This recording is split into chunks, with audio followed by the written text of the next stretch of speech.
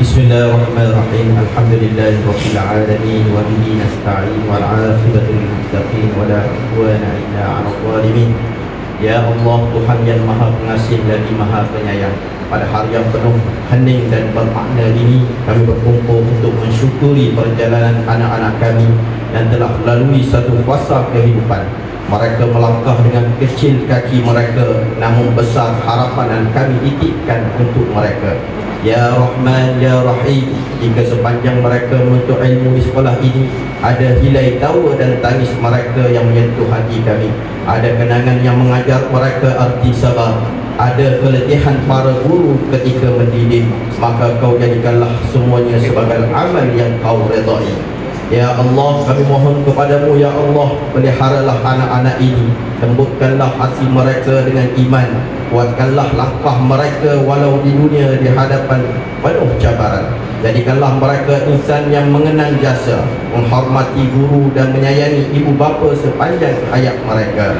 Ya Ghaffar, Ya Hamid, andai ada antara mereka yang pernah jatuh, Engkau bangunkanlah. Jika ada yang lemah, Engkau kuatkanlah. Jika ada yang hilang semangat, kau pulihkanlah.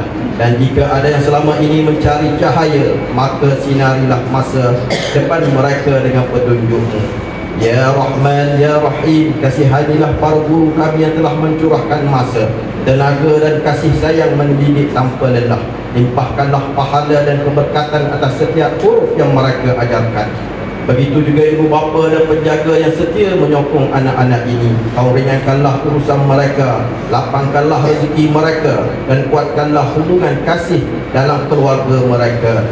Ya Allah, Ya Bari, saat anak-anak ini meninggalkan tahun ini dan melangkah ke episod baru dalam hidup mereka, kami serahkanlah mereka kepada penjagaan-Mu yang tidak pernah alfa.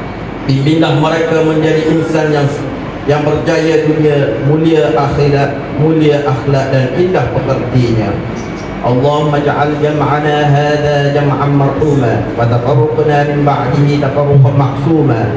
Rabbana atina fid dunya hasanah wa fil akhirati hasanah wa qina 'adzaban nar. Walhamdulillahi rabbil alamin. Taqabbalallahu.